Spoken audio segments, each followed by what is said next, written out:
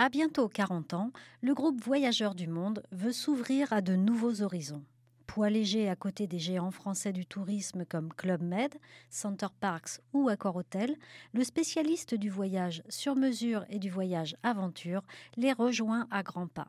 Avec 427 millions d'euros de chiffre d'affaires en 2017, la part de ses revenus réalisés à l'international a bondi de 10 points suite à l'acquisition de 2 tours opérateurs anglais spécialistes eux aussi du sur-mesure et du voyage aventure. Voyageurs du Monde va pouvoir désormais développer à l'international ces 2 grands métiers et accéder au vaste monde anglophone. Voyageurs du Monde, c'est d'abord une aventure humaine, avec un triumvirat de managers actionnaires majoritaires original.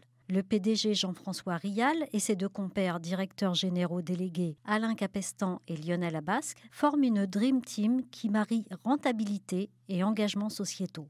L'équipe prend son envol à partir de 1996 avec l'acquisition de Voyageurs du Monde par Jean-François Rial. Il est en quête d'une entreprise à reprendre et flash sur ce petit tour opérateur de 35 millions d'euros de chiffre d'affaires dont il est client.